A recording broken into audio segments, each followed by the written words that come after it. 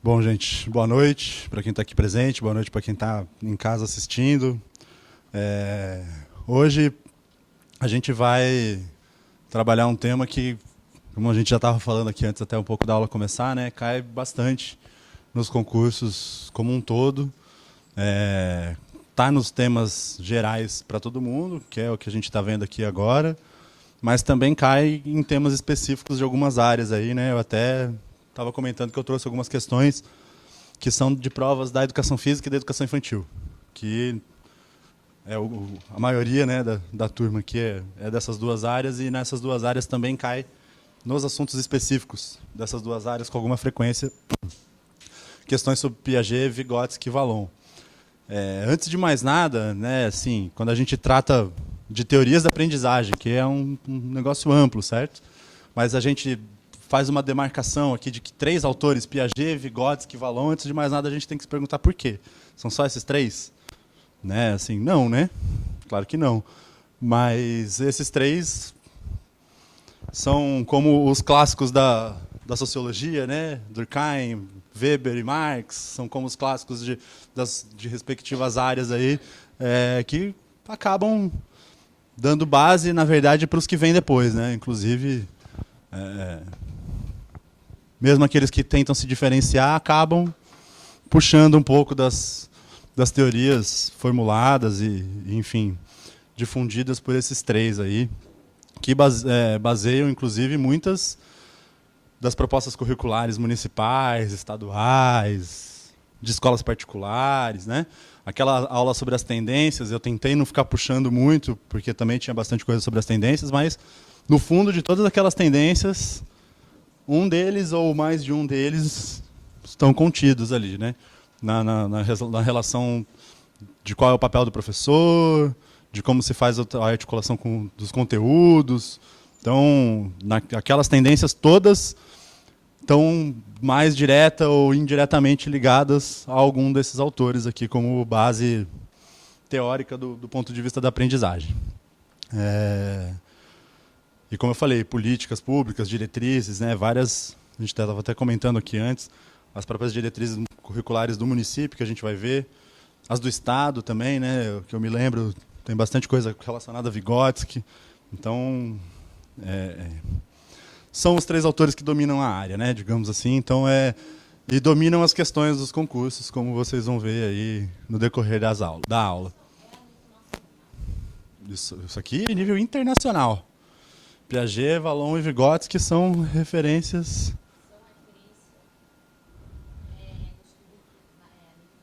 Sim. Em nível nacional as coisas são um pouco mais ecléticas.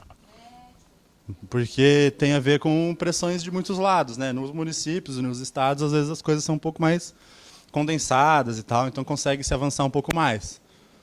No nível nacional, em geral, enfim, as diretrizes curriculares, esses documentos que a gente vai ver, em geral são mais ecléticos, assim, não fazem uma opção.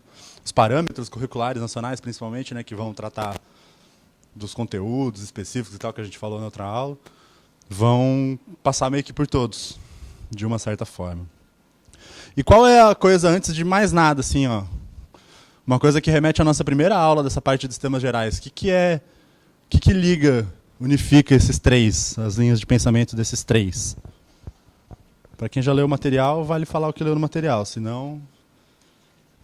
Qual é a... Tem uma linha em comum aí desses três, que a gente falou sobre um assunto que a gente falou na primeira aula, aquela sobre o sujeito histórico. Todos eles consideravam o ser humano como um ser social. Então isso aqui é algo que perpassa todas as formulações teóricas dos três autores. E isso os classifica aí nos rótulos, né, que o pessoal adora dar aí nos livros, na academia e tal. Os três como socio-interacionistas, né? Vocês vão ver esse termo aí surgir bastante aí. Então, eles são enquadrados como socio-interacionistas exatamente por interpretarem o ser humano, considerarem o ser humano como um ser social. Mas, contudo, entretanto, eles têm algumas teorias que se diferenciam, alguns pontos onde eles se diferenciam com alguma contundência, para digamos assim, né? E aí eu trouxe uma tabelinha que está aí no material de vocês e está aqui projetada também, que faz um resumão, tá, gente? Mas eu vou passar menos por cima, espero eu, do que esse resumão aqui pela próxima meia hora aí, antes da gente conseguir 40 minutos antes da gente começar a resolver uns exercícios passados, tá? Então, eu vou fazer uma apresentação mais ou menos de um por um, mais ou menos não, de um por um, e aí depois eu vou linkando as questões que são assemelhadas, tá, gente? O Piaget. Quem já leu aí alguma coisa sobre o Piaget? Piaget era o quê? Alguém já falou que ele era psicólogo, alguém já falou que ele era biólogo. Esses caras não eram uma coisa só, né? Eles eram advogado, filósofo, psicólogo, historiador, né? Eles, em geral, tinham várias formações, né? Os intelectuais dessa época. Todos eles, vocês vejam ali as datas, né? De nascimento. Todos eles bem contemporâneos ali, do mesmo período. O Vygotsky tendo morrido muito jovem, mas todos eles nasceram mais ou menos no mesmo período. Todos eles europeus. Enfim, todos eles passaram, quer dizer, o Vygotsky morreu ali no meio do período ali próximo da Segunda Guerra Mundial, mas todos os outros passaram pelas duas guerras mundiais. Enfim, estavam na ativa numa época efervescente do pensamento humano, da reformulação sobre as teorias, sobre a concepção de homem, sobre a concepção de educação. Então, eles viveram esse momento bastante intenso. E o Piaget era desses três autores, digamos assim, o mais... Não, ele era o biólogo, o mais biologicista, digamos assim, dos três. Certo? Era o mais ligado à questão da maturação biológica como pré-requisito para o desenvolvimento do conhecimento, para a aquisição do conhecimento. Então, aqui, para o Piaget, a aprendizagem é condicionada a quê? Ao estágio. Portanto, existiriam determinados conhecimentos, determinadas atividades a serem executadas com as crianças que seriam impróprias por conta do estágio ao qual elas estão ligadas, ao qual elas pertencem naquele momento, naquela idade que eles têm. Certo? Portanto, a aprendizagem, o estágio maturacional precede, depende dele o processo de aprendizagem. Muito importante isso, tá, gente? Isso é a diferença fundamental desse para os outros dois. Tá? Os outros dois têm aproximações, e o que os diferencia fundamentalmente é isso aqui. Vocês vão ver, inclusive, que isso é questão de prova com bastante frequência. Porque os outros dois têm uma visão um pouco diferente disso. E esses estágios, quem lembra quantos são?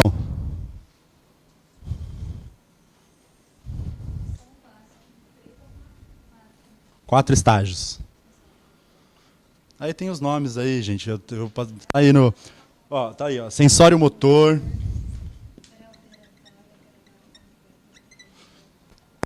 Pré-operatório. Operatório, primeiro concreto e depois formal.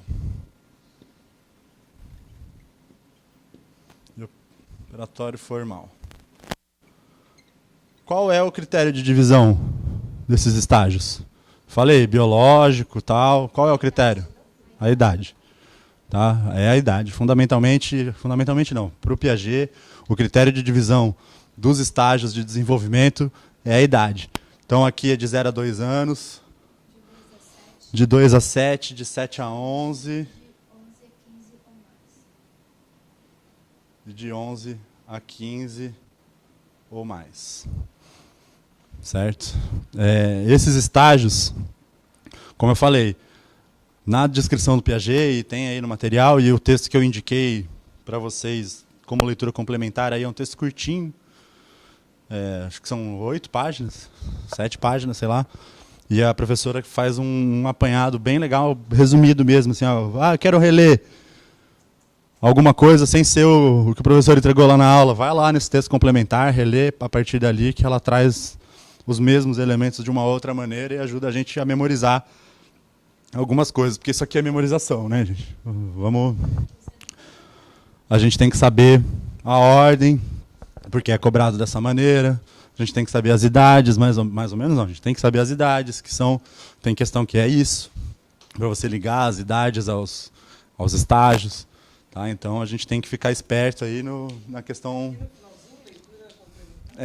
Tem um link aí. Esse link aí é um texto curtinho, que é um artigo que ela fala sobre a contribuição desses 3 autores.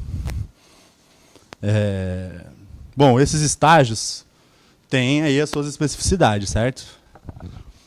E eu acho que está aí no material, tá aí no material. Não, antes disso, perdão. Além da questão dos estágios, tem uma outra coisa importante nas teorias do Piaget. Vou apagar aqui só porque eu coloquei em cima demais.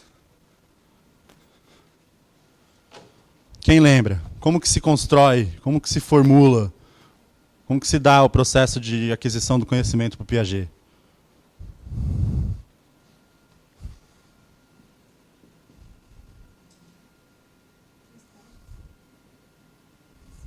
Esquema.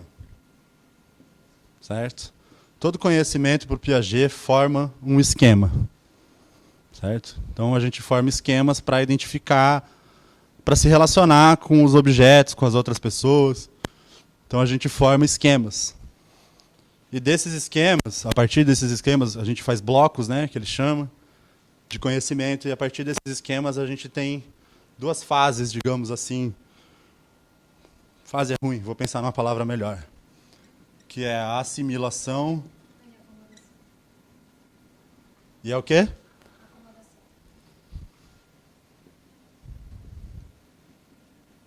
E a acomodação. Alguém sabe explicar esse processo aqui? Quando você vê algo e assimila aquilo, e depois você acomoda, transforma aquilo num conhecimento seu. Dá um exemplo concreto, assim, vou falar para uma criança, vou apresentar uma coisa nova para uma criança, como é que você faz? Eu vou mostrar para a criança como que se brinca com uma massinha, ela vê aquilo ali, ela assimila que é a massinha e acomoda o conhecimento a partir daquela massinha, que a gente vai fazer aquela massinha. Mas primeiro ela tenta encaixar em algum esquema que ela já tem pronto na cabeça dela, certo? Para o Piaget, sempre lembrando, tá? Então ela tenta primeiro assimilar. O exemplo que ele dá aí, se eu não me engano, nesse texto que eu... Depois, aliás, eu fiz um negócio horroroso, esqueci das referências bibliográficas, depois eu passo, tá, gente? Mas o exemplo que ele usa no texto, acho que é sobre a maçã e a laranja, que são 2 frutas de formato parecido, ainda que bem diferentes e tal, e a criança primeiro tenta o quê? Incorporar, encaixar a fruta nova, a segunda fruta que ela passou a conhecer, dentro do esquema que ela já tinha. Mas aí ela percebe a partir de outras interações com o objeto, com as pessoas, né? A partir de outras relações, ela percebe que é outra fruta. E ela precisa formar outro esquema para responder a essa nova relação, essa nova necessidade, e por acomodação, ela consegue incorporar, digamos assim, mais um esquema nessa escala de esquemas, digamos assim, que o Piaget coloca como a forma de... E como que se dá, o que é para o Piaget o motor fundamental para o processo de aprendizagem? Vai faltar espaço nesse quadro aqui.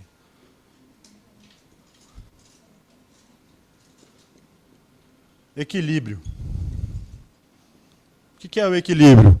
Senso comum aí que a gente ouve muito, eu vou te tirar da sua zona de conforto.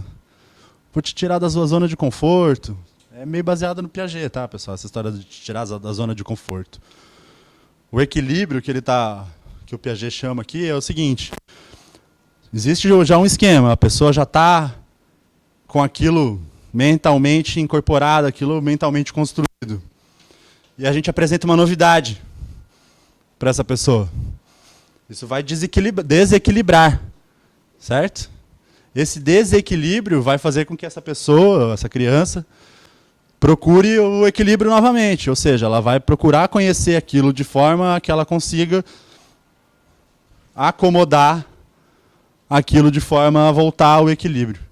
Portanto, para o Piaget, equilíbrio é o motor fundamental do processo de conhecimento. De aprendizagem, perdão. Tá? O processo de aprendizagem para o Piaget fundamentalmente se dá pela relação de equilíbrio e desequilíbrio.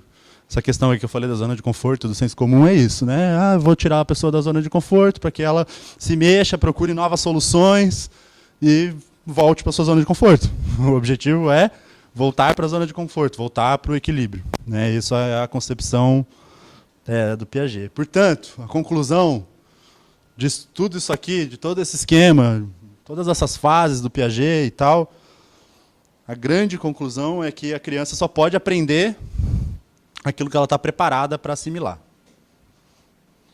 e acomodar. Certo? Portanto, se a gente chegar com alguma coisa que não é adequada à fase pré-operatória, essa criança não vai conseguir nunca atingir o equilíbrio. Porque ela não vai conseguir assimilar, muito menos acomodar aquele esquema que a gente está tentando impor, que é fora da fase a qual ela está respondendo, digamos assim, pela idade dela naquele momento. Ficou bom o Piaget, pessoal? É meio... A vantagem do Piaget ser um cara esquemático é que dá para fazer uns esqueminhas bons para a gente lembrar das coisas. Né? Então, o Piaget é isso aí.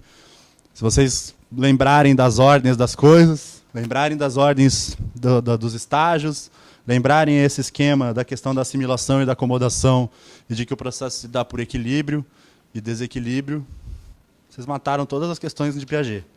Com exceção de uma aí, que eu trouxe a tabela do brinquedo, porque está numa das questões aí, e essa do brinquedo foi sacanagem no ano que eles fizeram essa questão.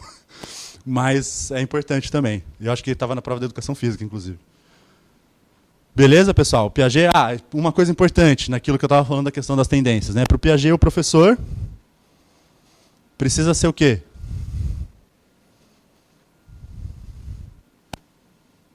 Se ele precisa provocar o desequilíbrio aqui, ele precisa fazer o quê? Estimular. Certo? O professor é um estimulador. E qual é a base, qual é das tendências pedagógicas que a gente viu que mais puxa elementos do Piaget? Eu acho que eu falei na aula de educação física, eu falei mais diretamente. Construtivista. O pessoal construtivista adora o Piaget. Nem todos, mas a maioria. Certo? Então, o construtivista, aquela na tendência pedagógica, daquela que vai tentar buscar os elementos da cultura popular, a bagagem acumulada do aluno anteriormente, para buscar, a partir disso, introduzir novos elementos, provocar o desequilíbrio e o equilíbrio novamente. Tá? Então, Piaget. Por enquanto, matamos um. Coitados. Gente, o Piaget... É isso aí. Alguma dúvida no Piaget, gente? Depois deem uma lida nos estágios, tá? Bonitinho aí, porque...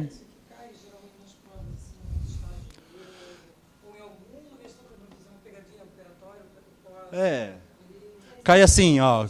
Vocês vão ver, para colocar ordem. Em ordem, 1, 2, 3, 4. Para ligar com a idade. Na de São José caiu uma questão que falava tudo dos estágios, mas colocava que era Vygotsky. E aí estava errada. Anularam a questão? Não, é porque não é que ela tá. A questão era para ir para errada. Tá, entendi. uma galera caiu, uma maioria caiu. Pois é. Acontece, então tem que lembrar, então, o estágio. Mas, o Valon, vamos chegar no Valon depois. Mas o Valon também tem seus estágios. Cuidado. Vygotsky, então, gente, vamos lá. Quem que era o Vygotsky? Primeiro, de qual nacionalidade era o Vygotsky? Está aí no papel de vocês. Ele era russo. Tá? E ele viveu a Revolução Russa, certo? Em 1917 ele estava lá, no calor da Revolução Russa. Ele tinha, 21 anos de idade, na época da Revolução Russa. Certo? Então ele viveu intensamente a Revolução Russa como estudante. E ele, entre outras coisas, se formou em Direito, Literatura e História. E a parte da formação dele em História é muito importante. não só isso, né? Mas o Vygotsky, para além dele ter vivido a Revolução Russa na sua grande intensidade e dele ser formado em história, ele também era um leitor, um estudioso ávido de Marx e Engels. Tá? Então ele não era alguém contra a Revolução Russa, ele era alguém a favor da Revolução Russa, ele era alguém que tem, depois vocês vão procurar coisas aí, mas assim, um colega que estuda sobre educação especial estava falando que nessa época, lá em 1921, 22, o grupo de pesquisa, de estudo do Vygotsky conseguiu, na Rússia, fazer um cara que se alfabetizou sendo cego e surdo chegar no doutorado. Era no grupo do Vygotsky. Ele aprendeu, foi a primeira tentativa de desenvolver, me perdoe quem é da educação especial vai conhecer o nome melhor, mas aquela linguagem que mistura o braille com a linguagem de sinais, assim. E eles conseguiram fazer o cara chegar no doutorado. Um cara que era do grupo de pesquisa e que passou a estudar, inclusive, essa questão da deficiência, da surdez, etc. Que depois degringolou na Rússia, né? Com o passar dos anos, os deficientes depois foram marginalizados, excluídos, etc. Mas nesse período aqui do Vygotsky, ali até a primeira metade do século XX, da década de 20 do século passado, o Vygotsky tinha esse papel bastante ativo. E o Vygotsky se dispôs a nada mais, nada menos do que reestruturar, por conta dessa visão marxista dele, que é pouco comum na psicologia, certo? Ele se dispôs, ele se propôs, se impôs a tarefa de reformular a psicologia. Certo? Ele não se pôs nenhuma tarefa mais humilde do que essa. E construir o que ele chamava de psicologia histórico-cultural ou cultural-histórico. Tem tradução de tudo que é jeito, né? Tradução é um problema nos livros. Mas eu gosto mais do histórico-cultural. Porque é um cara marxista, então, né, a história é a base de toda a teoria do Marx e ele não foge a isso. Então, como ele era marxista, historiador dessa base, o que a gente pode puxar daqui da teoria dele?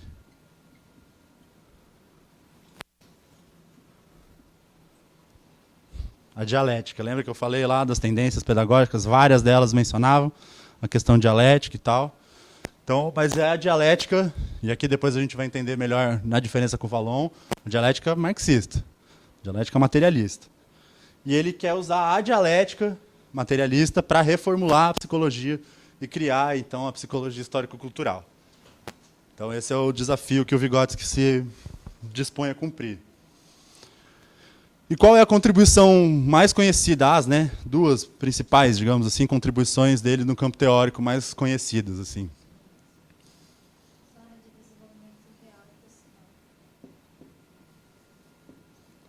Zona de desenvolvimento proximal, que é a base das outras duas, digamos assim. Quais são as outras duas?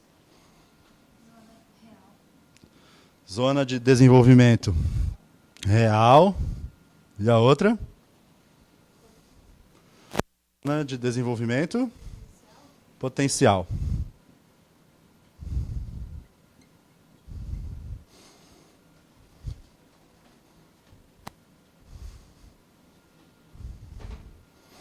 Qual é a relação dessas aqui? Todo mundo tem isso guardado na memóriazinha? A real é que a criança, a pessoa consegue fazer sem a ajuda do outro. E a potencial é que ela consegue fazer com a ajuda do outro. Isso. É isso aí. A zona de desenvolvimento real, deixa eu terminar essa linha aqui.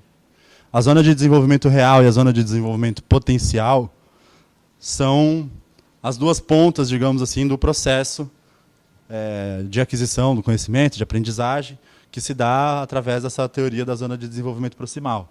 Portanto, a gente tem que formular as nossas ações pedagógicas a partir dessa zona de desenvolvimento proximal, para que a gente possa garantir que as crianças tenham, não se frustrem o tempo inteiro, certo? Para que elas possam se desenvolver dentro da sua zona de desenvolvimento real, mas também em um processo dialético e contínuo.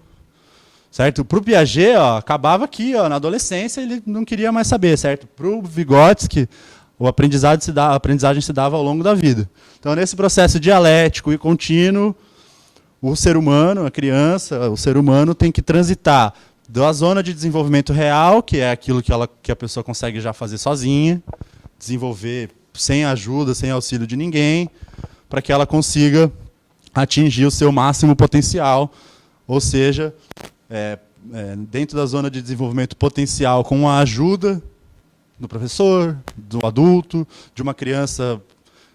Tem muitas escolas que fazem isso, né, que fazem duplas em sentar em carteira, e uma das crianças com desenvolvimento um pouco com notas, né, com mais facilidade, e a outra criança com mais dificuldade de aprendizagem, para que uma puxe a outra, né? Está baseado nisso aqui.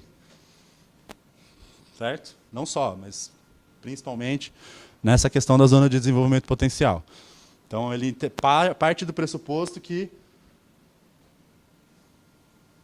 todo mundo pode cumprir qualquer tarefa, desde que a gente consiga fazer esse processo dialético de transferência, digamos assim, da nossa zona de desenvolvimento real para a nossa zona de desenvolvimento potencial.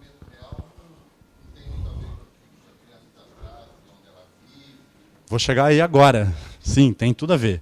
Porque para o Vygotsky, gente, diferente do Piaget, lembra que eu falei que a aprendizagem é condicionada ao estágio? Aqui no Vygotsky é o contrário. Aqui no Vygotsky, de base totalmente marxista, certo?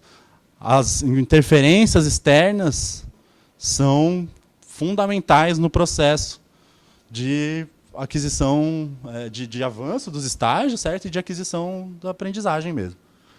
Tá? Então, aqui, quando ele fala na formação social da mente, né, que é o livro talvez mais famoso do Vygotsky, aí, um livro fininho, vale a pena ler também, depois do concurso, o Vygotsky fala bastante dessa questão da relação social.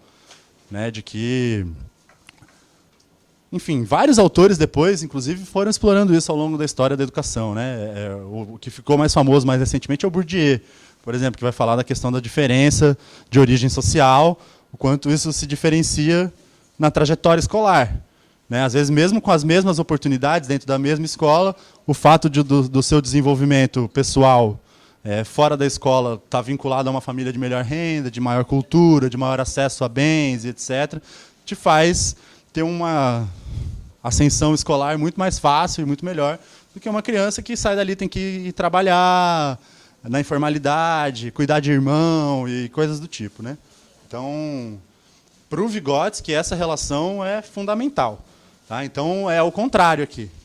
Tá? A aprendizagem não está condicionado ao estágio, certo? Mas está condicionada às relações sociais, enfim, as relações que se dão para além da educação formal, para além da escola. Não, então, eu vou chegar na questão do pensamento e da linguagem agora. A segunda contribuição, agora para o Vygotsky vai faltar espaço mesmo. A segunda contribuição do Vygotsky, muito importante, o outro livro dele muito famoso, chama Pensamento e Linguagem. Para o Vygotsky, lembra que eu falei naquela aula lá sobre o ser social e tal, que o que fazia o ser humano ser o ser social era o trabalho? O Vygotsky avança nessa elaboração, digamos assim, e aí ele fala sobre um negócio que caiu já em questão aí da FEPESE, que chama mediação semiótica.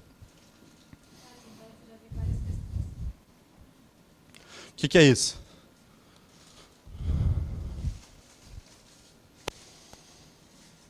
Tem a ver com o quê? Semiótica tem a ver com o quê? Com linguagem, certo? Estava falando sobre a linguagem, pensamento e linguagem. Então, para o Vygotsky, a mediação semiótica é, na verdade, a construção, serve, né, para a construção de processos mentais superiores.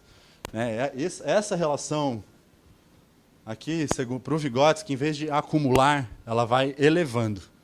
Certo? Aqui tem um esquema, digamos assim, de poupança. Aqui tem um esquema de elevador. Não sei se foi bom o exemplo, mas é mais ou menos por aí. Tá? Aqui, para o Vygotsky, a etapa, digamos assim, anterior, não deixa de existir, não some, ela se incorpora, se aperfeiçoa e segue, digamos assim, na nossa mente. Por isso que ele fala da formação de processos mentais superiores.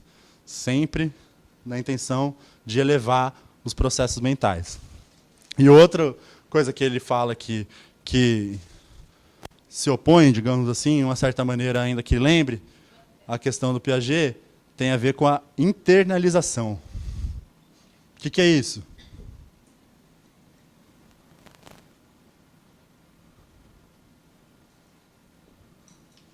Internalização.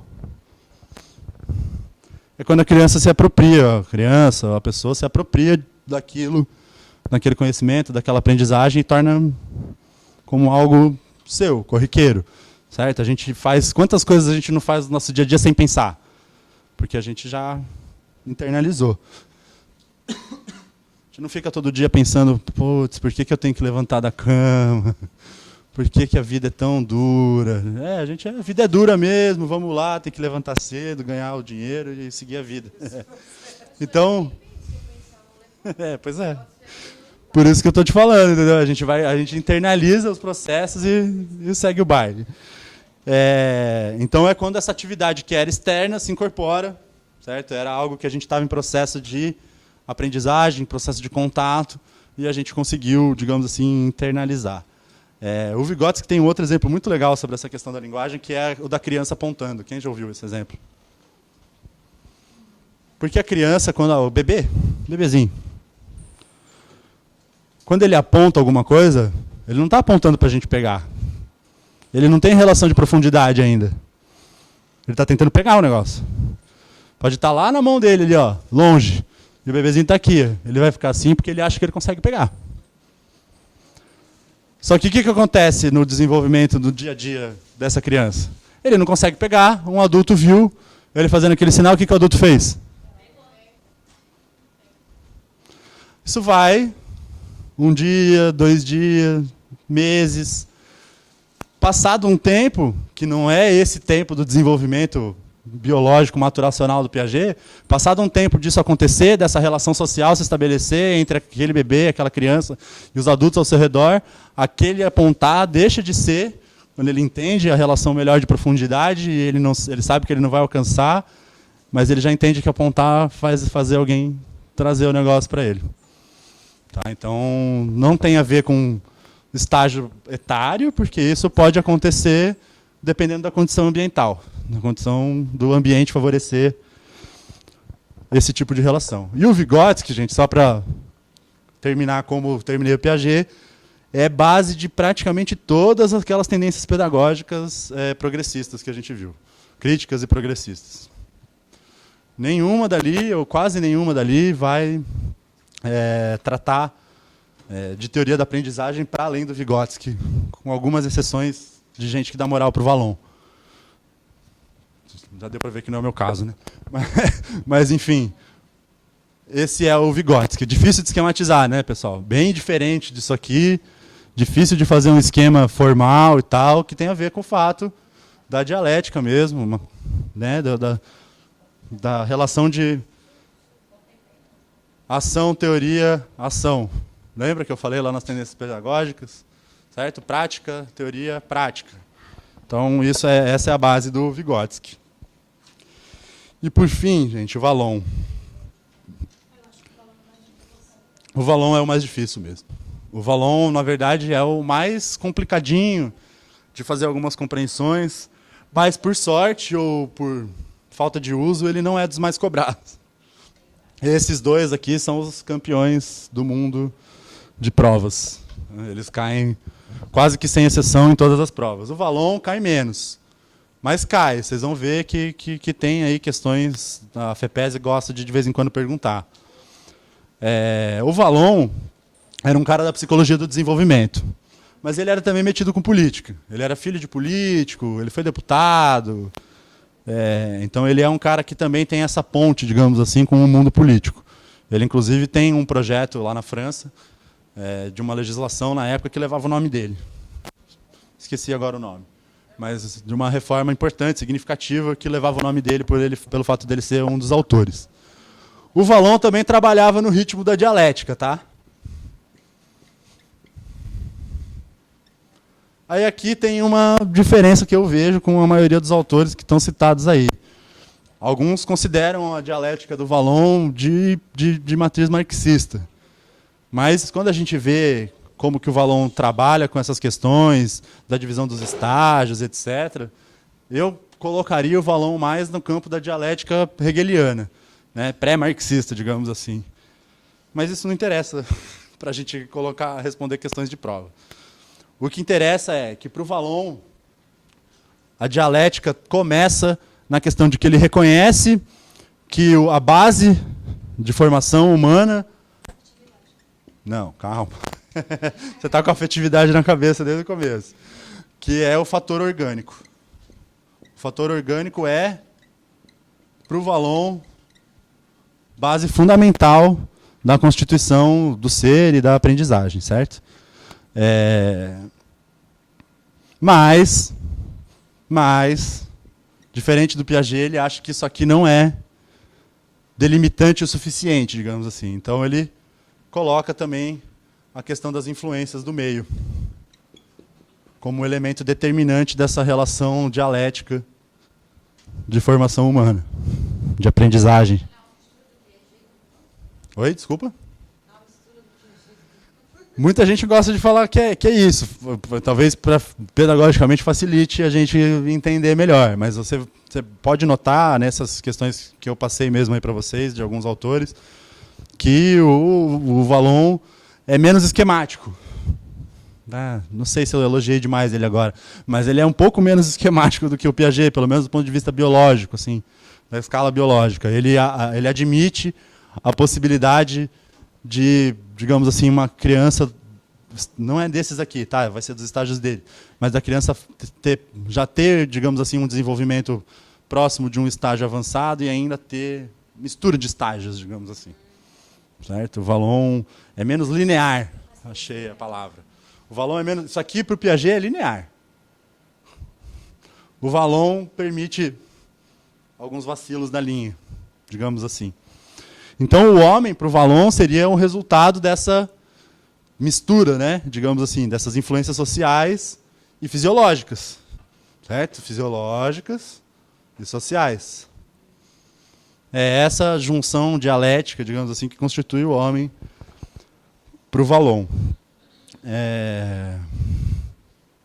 O Vallon também indica, já entrando nisso antes de entrar o Vallon também indica uma questão de sucessão de estágios. Os estágios estão todos aí bonitinhos no papel, na parte do material impresso que está com vocês. Mas, para o Vallon, o processo é assistemático e contínuo. Certo? Eu falei linear. O autor aí que eu peguei está falando bonitinho, é assistemático e contínuo.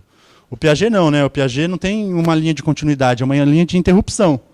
Que interrompeu um estágio, passou para o próximo. Interrompeu um estágio, passou para o próximo. Para o Vallon, ele é assistemático, não precisa necessariamente acabar um e passar para o próximo, e contínuo. E não acaba. Ele até nos estágios deles, vocês vão ver aí, acaba no estágio da adolescência. Mas ele compactua com o Vygotsky de que a aprendizagem pode se dar ao longo da vida. Nessa parte, digamos assim. E para o Vallon, o desenvolvimento se dá sempre em oposição. Em relação de oposição. É claro isso?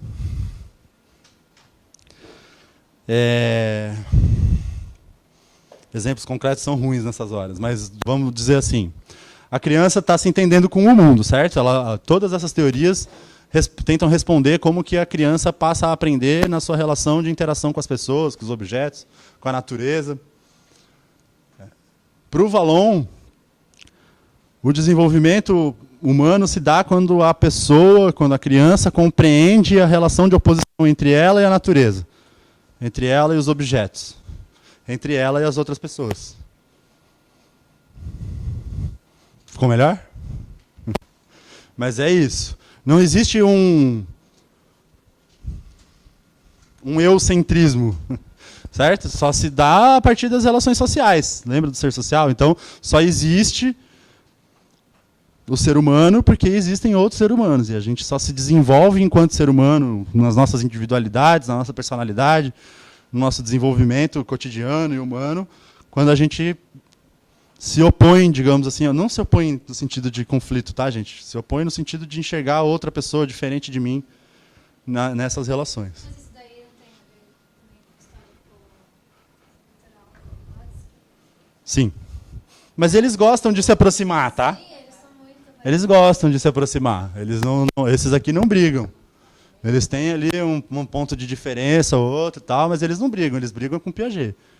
Tá? Então, e aqui entra a questão tão esperada da afetividade. Para mim, é uma coisa que eu consigo diferenciar. Realmente, bastante das coisas, quando perguntam do Vallon, vão na questão da afetividade, porque ele considera a afetividade e a inteligência como os dois pontos centrais, digamos assim, do desenvolvimento humano, né, do desenvolvimento da aprendizagem. Então, assim, como eu estava falando, ele tem um processo muito menos delimitado, né, do que o Piaget, mas ele se aproxima nessa questão de delimitar estágios, como eu vou colocar depois os nomes, estão aí no papel, né, no final para vocês. E aí, como eu estava falando aqui do Vygotsky, ele também comunga disso com um pouco mais, inclusive, de intensidade, um estágio não suprime, deixa eu ver se a palavra que ele colocou é isso mesmo, não suprime comportamentos anteriores, mas incorpora. Certo? Para o Piaget é meio que uma forma de superação mesmo. Deixei para lá, passei para uma fase superior. Passei para a próxima fase. E aqui não, aqui é a subida do... Então, acumula, certo? Os estágios para o Vallon... Mas assim...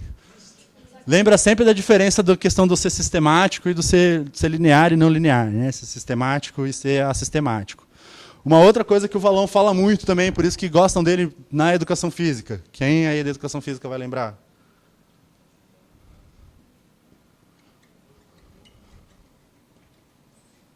Ele preza muito pela relação do movimento.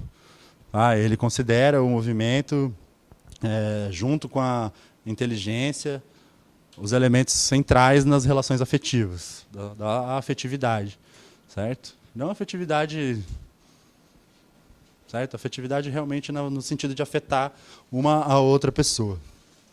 E é desse... Sim. E é dessa junção, digamos assim, do movimento e da afetividade que... Mais ou menos. Que se dá o processo de desenvolvimento da inteligência para o Vallon.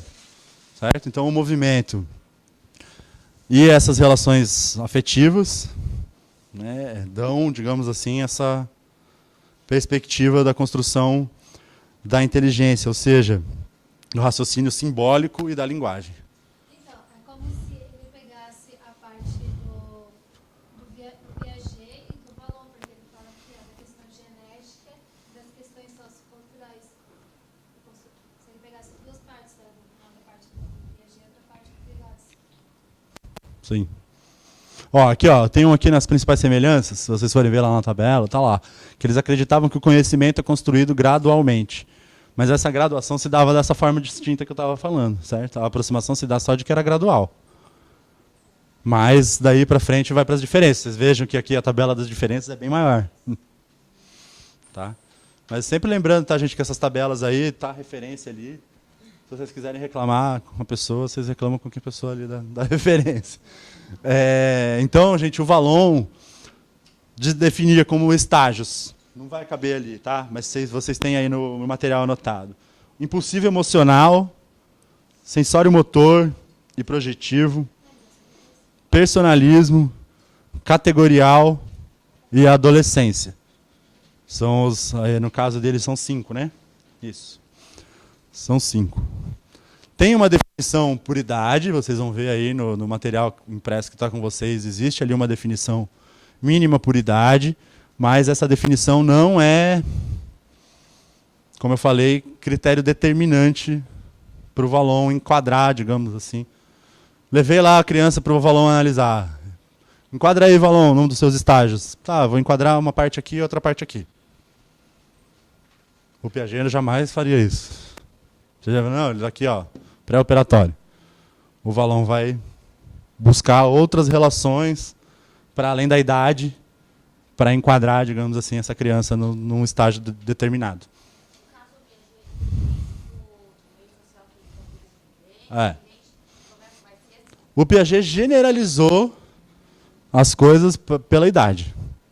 Certo? Para o Piaget, se a criança tem de 0 a 2 anos, ela está no estágio sensório-motor e ela responde àqueles estímulos daquela determinada maneira, sempre daquela determinada maneira. Independente do meio social onde ela nasceu. Certo? Isso diz muito sobre a questão da trajetória educacional. Né? Hoje a gente vai ver depois na aula da educação infantil como era a questão das creches e tal, né? Assim, as crianças entravam, porque era obrigatório de fato entrar na escola só no primeiro ano do ensino fundamental. Mas as crianças que tinham dinheiro já estavam em creches que tinha música, teatro, princípio de alfabetização, enfim, alfabetização artística, tem contato, vai no cinema, vai em outros espaços até chegar na escola. E as crianças de outra trajetória socioeconômica não.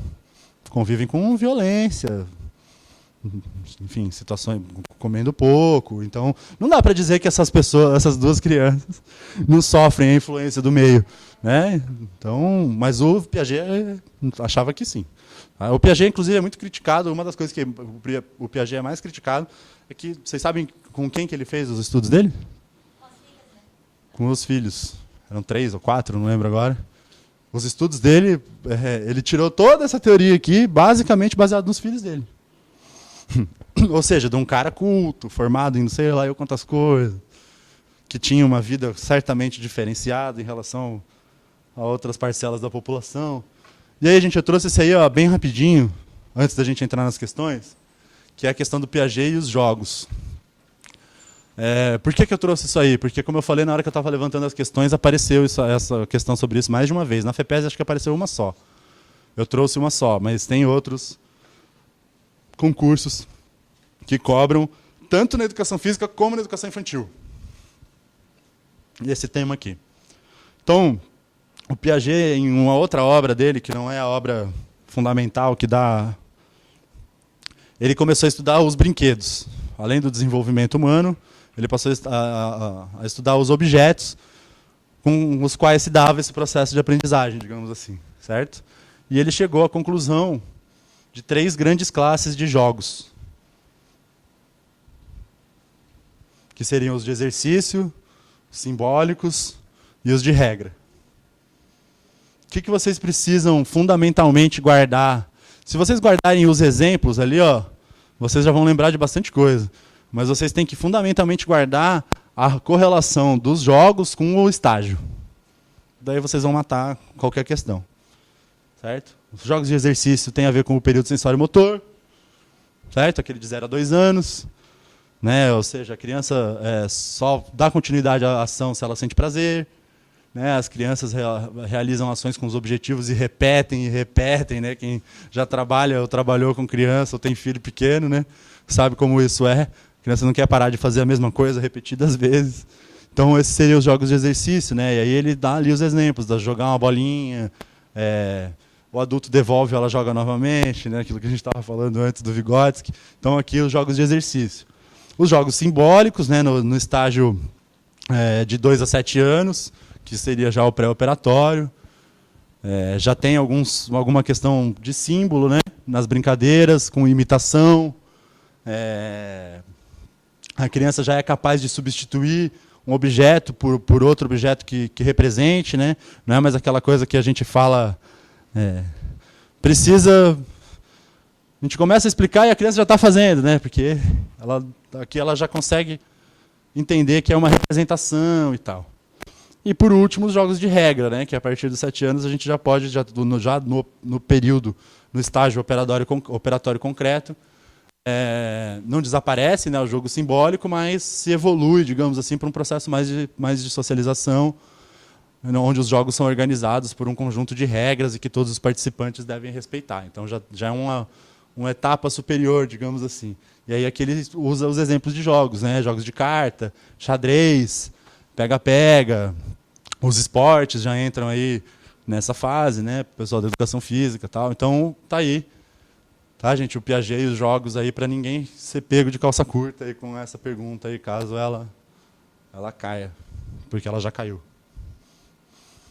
Tá? Então o Piaget e os jogos aí é um... Esse esquema aí, até se fizer uma pergunta de qual é o desenvolvimento da criança, o que a criança consegue fazer em cada estágio, já consegue diferenciar com esse esquema, né? É assim, ó, exercício simbólico e regra. Né? Se você souber mais ou menos ali, que essa relação fica tranquila.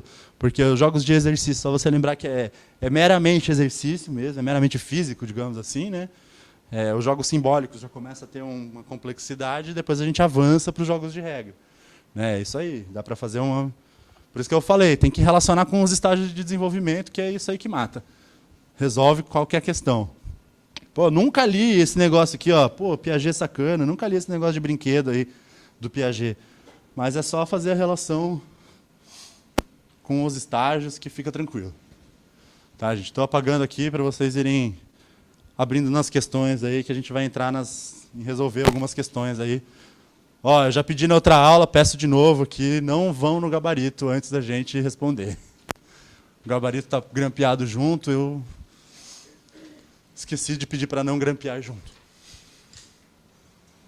Seja honesto. A verdade é essa. Não tem da somatória, não caiu na prova da somatória. Questões do Piaget e Vygotsky, lá na de 2009, que é onde eu estou começando a buscar minhas questões. Mas em 2010 já estava lá. Piaget e Vygotsky reconhecem a importância das interações no processo de desenvolvimento. No entanto, os referidos autores assumem posições distintas em relação aos impactos da aprendizagem sobre o desenvolvimento e, consequentemente, no papel da intervenção pedagógica. Suas teorias apresentam, respectivamente, as seguintes premissas. Tem que saber os dois, então. Certo? O nome da teoria do Piaget era epistemologia genética? Esqueci de falar isso para vocês. Era. Tá? A teoria do Piaget ficou conhecida, assim como a histórico-cultural do Vygotsky, a do Piaget chamava epistemologia genética.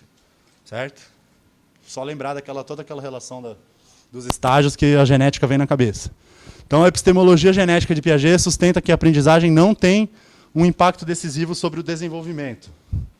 Enquanto a abordagem sócio-histórica de Vygotsky postula que o bom ensino é aquele que sucede o desenvolvimento. Depois eu vou perguntar por que não. Agora, por que não? O que está... O que está errado na primeira parte? E para o Vygotsky, o bom ensino também é aquele que sucede o desenvolvimento? Então essa aí está completamente errada. Não. A aprendizagem só se dá com do desenvolvimento. O desenvolvimento é anterior à aprendizagem, é o Piaget. Certo? A segunda, alternativa B, a perspectiva histórico-cultural de Piaget. Histórico-cultural de Piaget? Não precisa nem continuar lendo, né? A epistemologia genética de Piaget sustenta que a aprendizagem segue-se ao desenvolvimento, enquanto a abordagem histórico-cultural de Vygotsky reconhece que a aprendizagem não tem um papel decisivo no desenvolvimento. A epistemologia genética de Piaget postula que a aprendizagem segue-se ao desenvolvimento, enquanto na abordagem histórico-cultural de Vygotsky, o único bom ensino é aquele que se adianta ao desenvolvimento.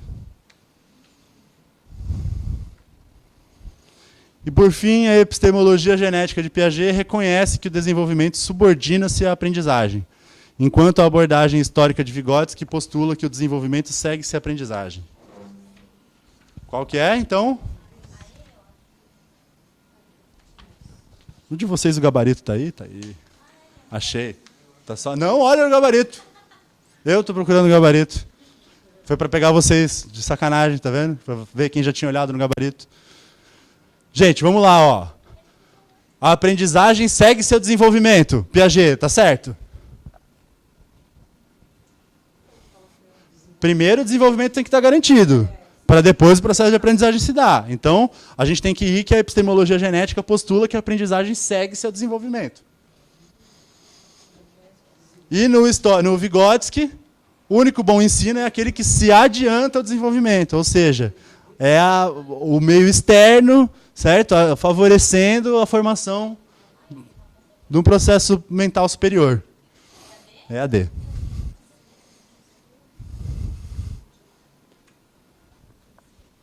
Ó, essa aí molinho, só para descansar um pouco da anterior. Segundo Piaget, a fase do desenvolvimento em que a criança conscientiza-se de soluções alternativas, usando regras no raciocínio e sendo capaz de diferenciar entre aparência e realidade, a chamada de... Não foi à toa que eu apaguei o quadro, tá, pessoal?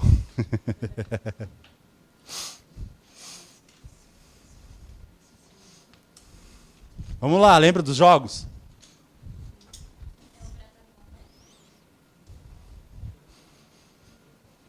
Quem? Mais? Respondeu alguma aí? É de operações concretas, tá, pessoal? Operatório concreto.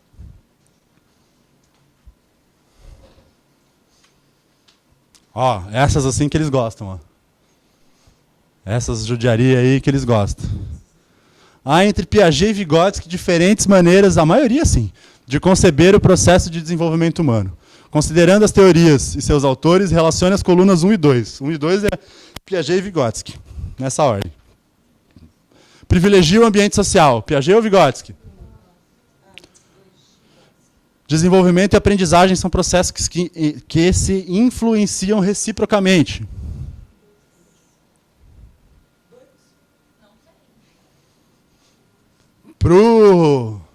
Bom, vamos deixar então, já que ninguém chutou, depois eu acerto isso aí. Privilegia a maturação biológica. Só está fácil. O pensamento aparece antes da linguagem. Eu não falei isso aí falhou na minha apresentação aqui. E aí, o pensamento aparece antes da linguagem. Então guarda aí a axiologia. Todos temos uma zona de desenvolvimento real. Essa daí estava dada. O desenvolvimento segue uma sequência universal de estágios. E aí, tem uma resposta por eliminação sem saber aquelas duas ou precisa saber aquelas duas? É a E mesmo. Tá, então, qual que vocês ficaram na dúvida? Do reciprocamente? Que é o Vygotsky. Certo? Para o Piaget não importa a reciprocidade.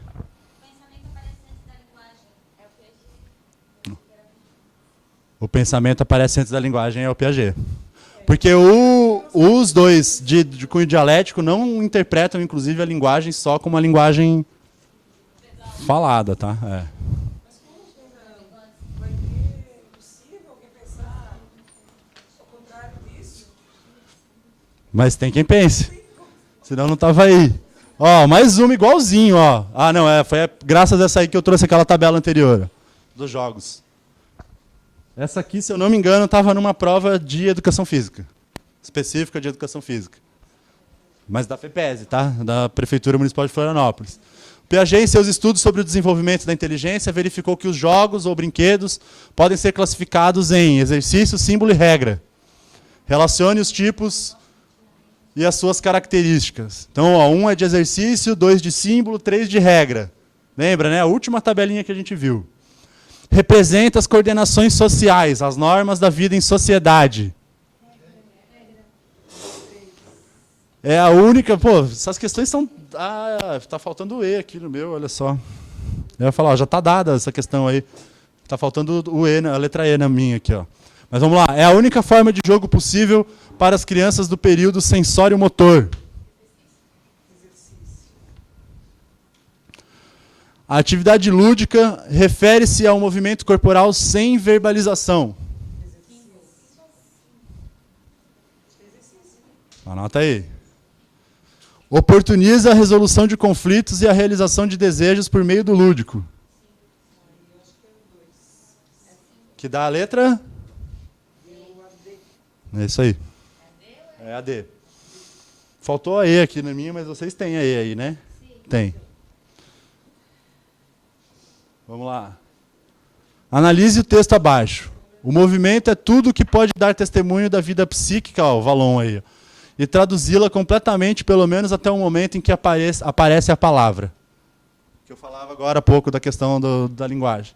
Antes disso, a criança, para se fazer entender, apenas possui gestos, ou seja, movimentos relacionados com as suas necessidades ou com o seu humor. A essa comunicação que se estabelece pela via corporal, Vallon denomina diálogo.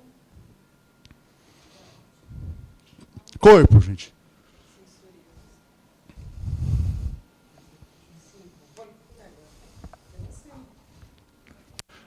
Ó, pensa que assim, lá na época dele, assim, certo? Nós estamos falando, bom, até que ele escreveu isso aqui, não sei se é referência de 1975, né? Acho que ele deve ter escrito isso bem antes. Não se falava muito nessa questão de simbólico, perceptivo, do ponto de vista do estabelecimento das relações corporais, certo? Quando se falava em corpo, se falava em músculo, se falava em tonicidade, tônico. Diálogo tônico. Eu falei também, ia trazer uma outra tabelinha do Vallon que eu esqueci, que fazia essa questão do corporal ao verbal. Tá? Então, o diálogo pré-verbal, digamos assim, para o Vallon é o tônico. Tá? Ele denomina de diálogo tônico. Lembra do tônus muscular? É possível que esteja. Mas se não tiver, depois me cobrem que eu indico onde achar. Essa aí, de graça, gratuita, não vou nem ler.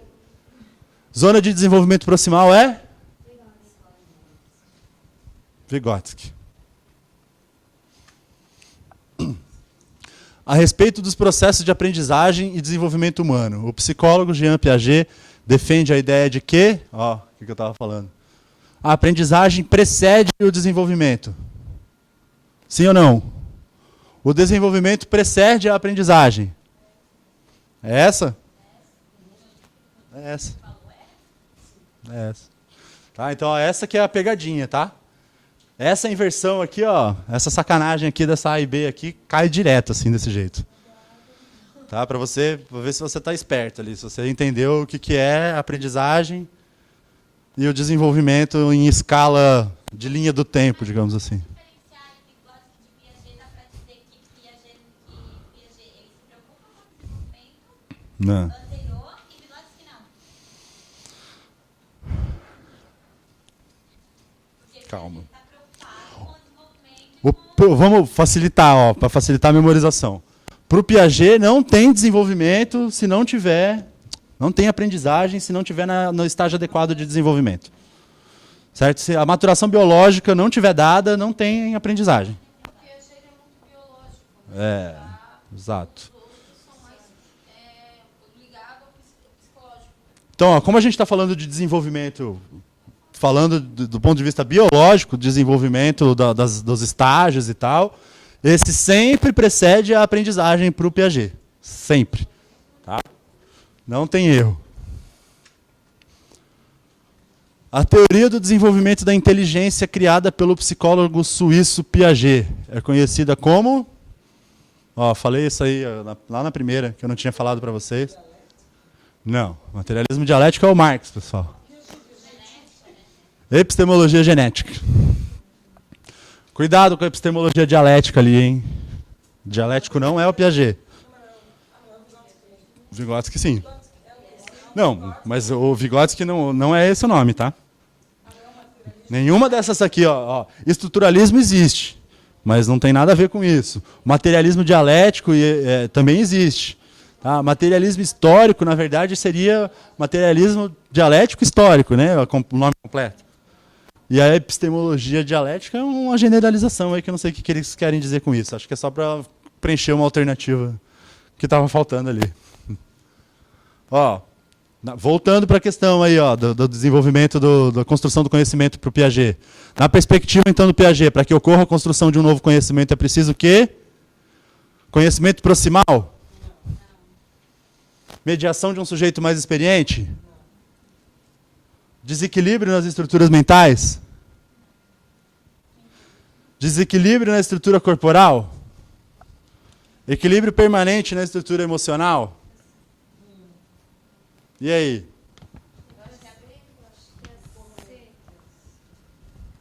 É a C, tá, gente? O equilíbrio. O equilíbrio é o motor da aprendizagem. Então, tem que se estabelecer um desequilíbrio nas estruturas mentais para quê? Que o educando tente o reequilíbrio novamente. Certo? Então, desequilíbrio e equilíbrio. A busca do equilíbrio é o motor da aprendizagem para o Piaget. Não esqueçam disso. Gente, é muita coisa mesmo para pouco tempo, mas é isso aí. Ó, primeiro estágio do Piaget, qual é?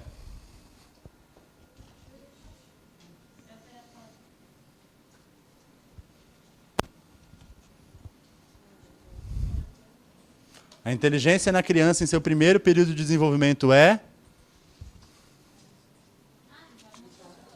Primeiro estágio de desenvolvimento. Sensório motor, certo? Pré-operatório já é? Vamos ver. Ó, essa é importante. Essa aqui eu falei também, que também cai, ó, como está demonstrado aqui por essa. Para Vygotsky, o ponto central para entender a constituição do psiquismo humano é o conceito de? A formação dos processos mentais superiores. Se dá através do quê? Introspecção? Abstração? Estímulo-resposta? Quem que é o estímulo-resposta? Vocês lembram? Não está aqui porque não cai. Skinner, muito bem. Condicionamento operante? Então sobrou? A linguagem. Mediação semiótica. A linguagem para o Vygotsky é fundante da questão do psiquismo humano, certo? E das relações de aprendizagem, e das relações humanas em si. Certo? Para o Vygotsky, a linguagem é a primeira ferramenta do homem. Lembra do negócio das ferramentas, lá quando eu falei que o homem produziu as primeiras ferramentas para o seu trabalho, para a relação com a natureza e tal? Para a relação com outro ser humano, é a linguagem a primeira ferramenta que o Vygotsky considera. Indique dentre os autores abaixo o que defende o pressuposto de que nos processos de aprendizagem e desenvolvimento humano, a linguagem, acabei de entregar, exerce um papel fundamental na constituição do sujeito.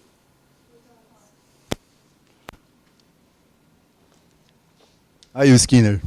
Apareceu ali, ó, na questão.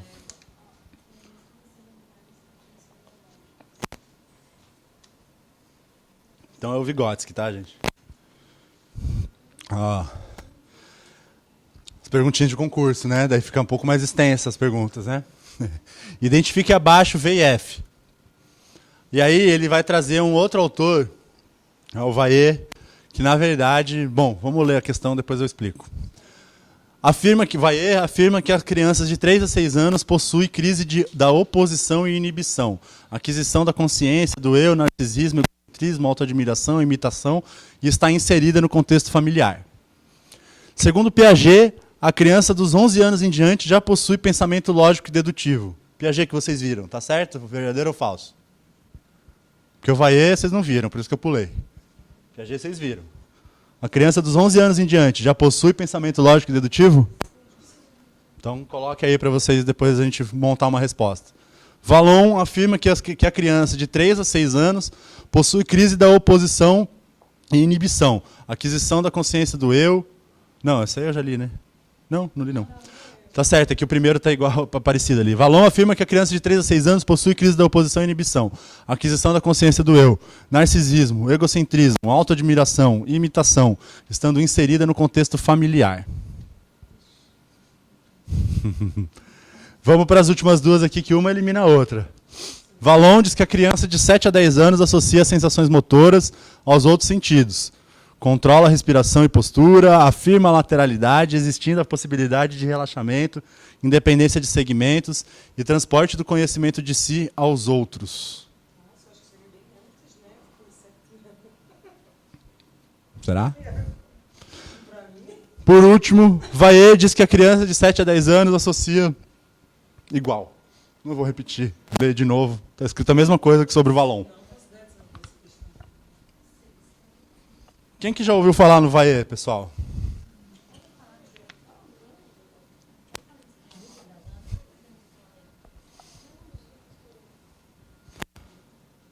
Não, né? Os caras fazem só de sacanagem mesmo, porque nem é um cara assim que se ouve falar por aí nos cursos de pedagogia, de psicologia. Pois é. Então, foi um acontecimento aí. Mas quando a gente pega esse tipo de questão na frente, o que a gente tem que fazer? Então a gente tem que saber, a gente tem que ir lá onde a gente sabe. O Valon não fala isso aqui da criança de 7 a 10 anos. Mas tem uma questão igual aqui, falando que o Vaier fala.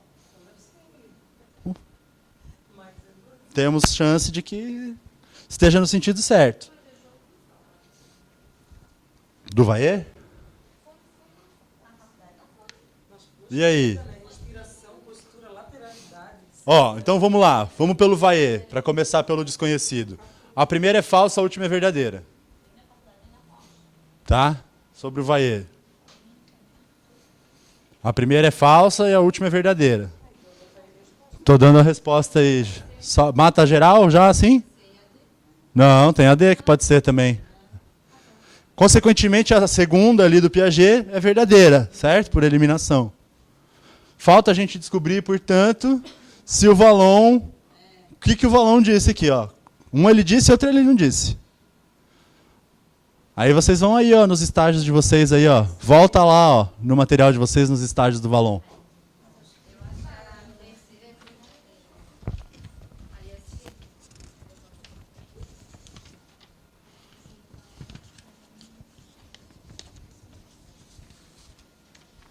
7 a 10 anos, o Valon já estava falando do estágio do personalismo ou do categorial? Personalismo, se não me falha a memória. Não? Não está falando? Espera aí. Então é no próximo, estava certo, é o categorial. Então é isso aí.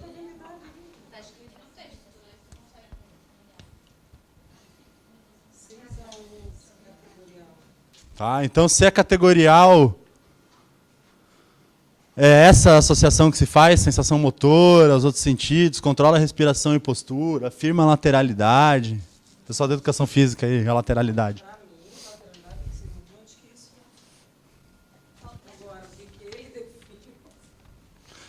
Alguém chegou numa resposta aí? É a C, tá, gente? O Valon disse a terceira, não a quarta. Está certo ali do 3 a 6 anos. Não, 3 a 6. O de 3 a 6 é que está certo. Tá? Que é o estágio, o segundo estágio ali já do sensório motor projetivo. Depois peguem os estágios do Valon aí para ler, tá, pessoal? Um por um aí que é importante.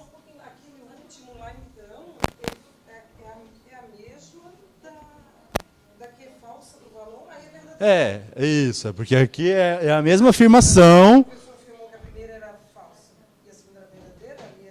Não, eu estava falando aquele primeiro momento, eu falei as duas do Vaier, que é a primeira e a última. Então, é porque o Valon disse isso. O Valon não disse isso, melhor dizendo, certo? Só poderia ter duas que fossem falsas. Sim, poderia. Mas assim, ó, gente, quando tem a mesma coisa escrita... Não, é que assim, provavelmente um dos dois disse. Quer fazer uma sacanagem, bota aí. Os dois falsos. A sacanagem seria os dois falsos. Mas não fizeram isso. Não é a tendência fazer isso. Vamos lá.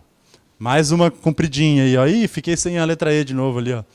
Relaciona as ideias e fundamentações da educação pelo movimento com seus referidos autores. Esses eles gostam de fazer também, hein? Na de tendências também cai assim.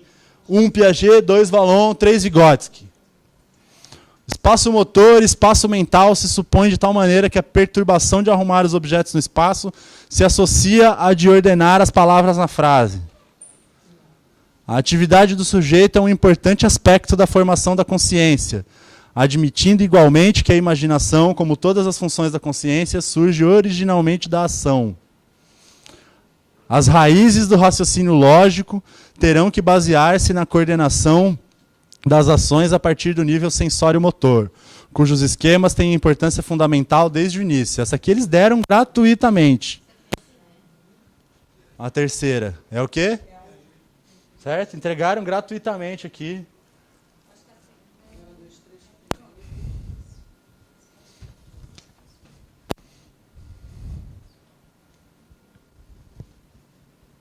Tá, só tem que saber agora quem é o Vygotsky e quem é o Vallon. Ó, só, apenas, os que mais são parecidos. Mas vamos lá, ó.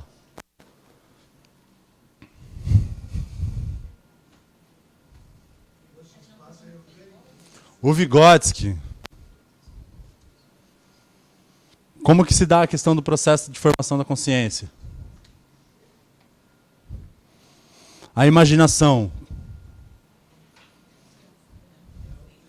Ela surge do nada para o Vygotsky? O Vygotsky é um marxista. Vamos lembrar disso.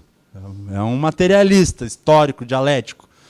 Tem alguma possibilidade para um cara que concebe o mundo dessa maneira pensar que a imaginação precede a realidade? Não, né? Então aqui a gente já mata que é o Vygotsky. Certo? Matando que é o Vygotsky ali, fica a alternativa D. Certo? Vallon, Vygotsky, Piaget. Matou o Piaget aqui, que era fácil, tinha que matar aqui. Certo? E aí aqui, ó. Essa prova aqui é a mais cascuda de todas as provas que eu peguei para pegar questões, tá? Foi a prova de 2013, do concurso. De 2013. Oi? Não, concurso. Mas foi concurso mesmo. E tinha ainda questão dissertativa nessa prova, que não vai ter nada esse ano. Tem gente que está agradecendo, tem gente que não acha tão bom assim. Eu prefiro que tenha. Eu sempre prefiro a questão dissertativa. Porque a questão dissertativa dá uma separada gigantesca. Tá acabando, gente. Vamos lá, para a gente dar um intervalinho. Segundo Piaget, o jogo possui 3 grandes estruturas, que são os jogos de exercício, simbólicos e os de regra. Sobre os jogos simbólicos, ele não quer saber dos 3, ele quer saber só dos simbólicos.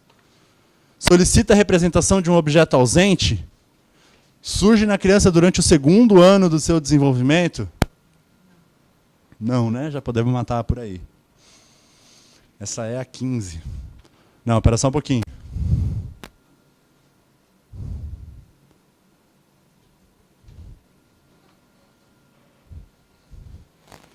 Não possui técnica em particular, o jogo de exercício é o primeiro a aparecer na criança, acontece predominantemente no estágio sensório-motor, pois é quando há o desenvolvimento dos movimentos, musculatura, sentidos e percepção. Mata, né? Solicita a representação de um objeto ausente. Acontece predominantemente no estágio sensório-motor, pois é quando há o desenvolvimento dos movimentos, musculatura.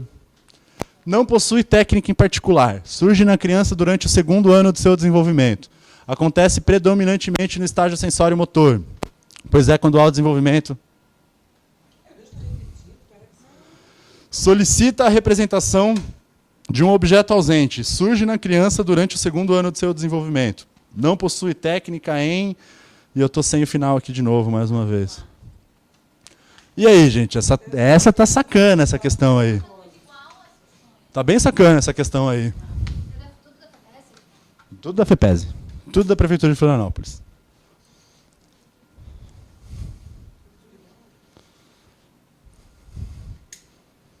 É possível ser simultâneo do estágio sensório-motor e simbólico? Lembra da tabelinha dos jogos aí? É possível. A gente eliminou aqui de cara por causa disso, né? Mas é possível. Bom, eu pelo menos tinha olhado e falado, não, mas é possível. Tá, gente? Então é a A aí nessa daí. É a letra A. Sério. É a letra A. Porque já envolve representação, certo? Não é mais o exercício, já é o simbólico. Não é o de regra ainda. Não envolve conhecimento necessariamente social, mas o conhecimento de substituição já está aí, nesse presente aí. Tá? Então, ela está na transição do sensório motor para o simbólico. Segundo Vygotsky, a escola socio-interacionista valoriza interação ou relação? Para começar. Se for interação, a gente já mata 3. Se for relação, a gente já mata 2. Não. Eu estou com dúvida em entender o que seria raciocínio simbólico. Que está onde? Só contextualiza. Como eu cheguei atrasada, Ah, tá.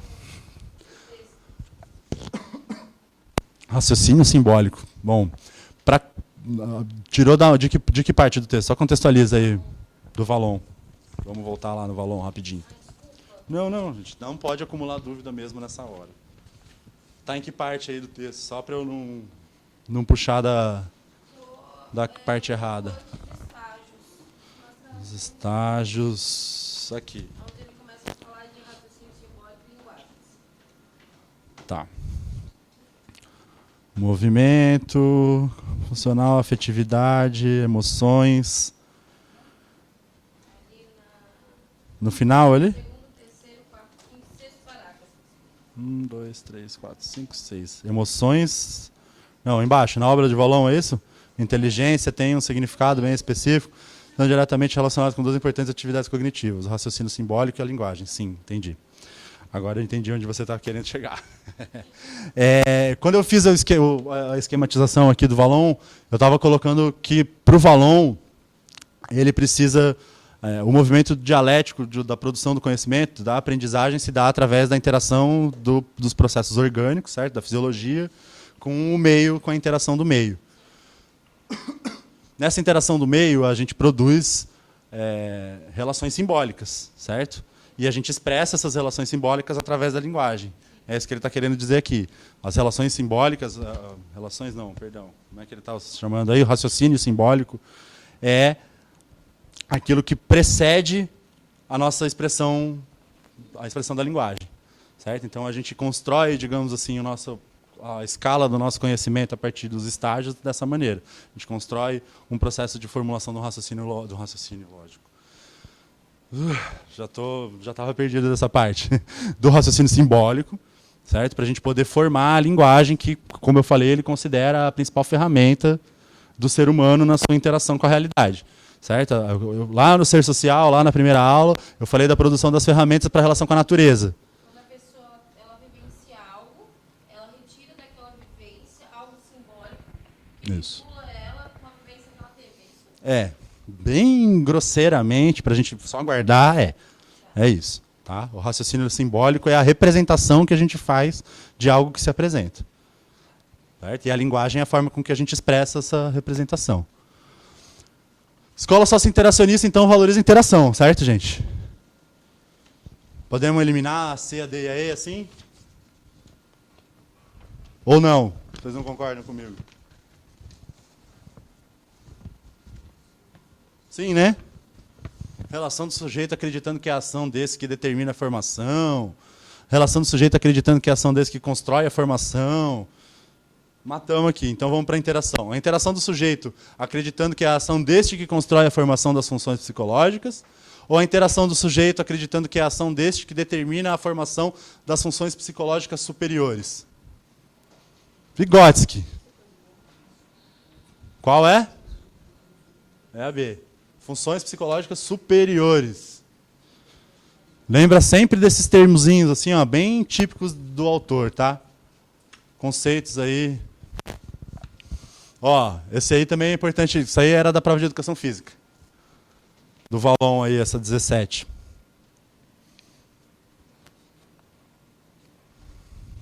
E aí, alguém sabe quais são os 3 tipos de movimento humano para o Valon? Isso aí, tá?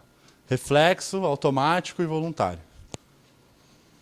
Quando a gente faz sem pensar, quando a gente já faz automaticamente repetindo, internalizando, e depois quando a gente já faz voluntariamente para alguma finalidade. Vou passar isso aqui.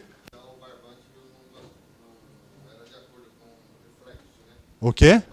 Não, ele não gosta. Mas, né? Velocidade de reação. Isso aí na educação física, depois a gente... Não, mas são 2 coisas diferentes? Não. Existe a velocidade de reação. Sim, velocidade de reação. Não, mas isso aí é uma questão do barbante, entendeu? Não só do barbante, porque depois outros autores na educação física acabaram incorporando. Mas é igual a questão do alongamento e flexionamento. Outro dia a gente conversa sobre isso. Mas vamos lá. Piaget e Helder, eles vão lá e puxam um cara, mas na verdade vocês se baseiam no Piaget. Quando eles perguntam do Piaget de um cara desconhecido, vocês podem ter certeza que é no Piaget que eles estão se baseando. Essa é 19. pulei mesmo, gente, porque era muito tranquilo. Pulei, porque a gente já deu nosso tempo aí, só para a gente matar essas questões antes de acabar. Então vamos lá, quais são os fatores que são responsáveis pelo desenvolvimento para o Piaget? Movimento, percepção, estabilidade, maturação. Mata a questão só com a primeira palavra. Lembrou do Piaget, lembrou da maturação biológica. Se não tiver maturação aqui, pode eliminar a questão.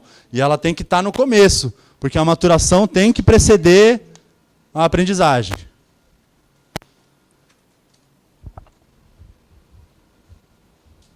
As brincadeiras de exercício simbólico e com regra. Tá vendo? Mais uma questãozinha perguntando para você relacionar a questão das brincadeiras. E essa aí eu não tenho nem a D e nem a E. Vou deixar essa aí para vocês fazerem em casa, tá, gente? Só para a gente passar. Essa aí eu também estou sem a E, que beleza. Internalização. O que o autor chama de internalização? Falei para vocês aqui, expliquei. O que é o processo de internalização? É linear? É uma construção externa e homogênea?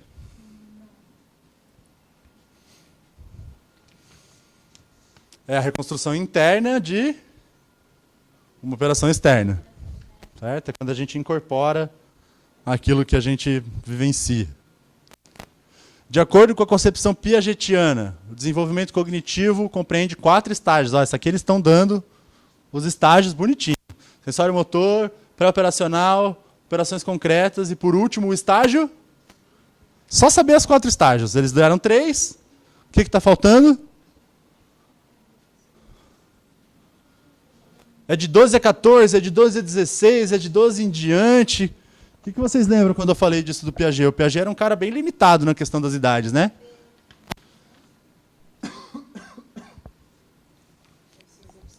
Das operações formais, né, gente? É isso mesmo? É a B. Isso aí.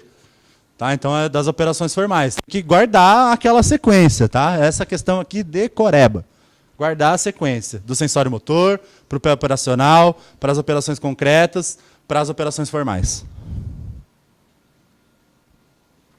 E por fim, não menos importante. Mas os estágios ali, né? Piaget. Piaget. É porque chama formar um abstrato ali, né? Então confunde. É que tem, além da questão da tradução, tem autores brasileiros que releem eles e jogam. Faz da operação abstrata. A pegadinha pode estar porque um dos 12 em diante. Mas vai não só pela idade, mas também vai pela conceituação ali, entendeu? Tem um avanço. Sim, mas aí. Sim. E por fim, ZDP. Se vem uma pergunta de zona de desenvolvimento proximal, com 2 lacunas para preencher, sem ler a questão,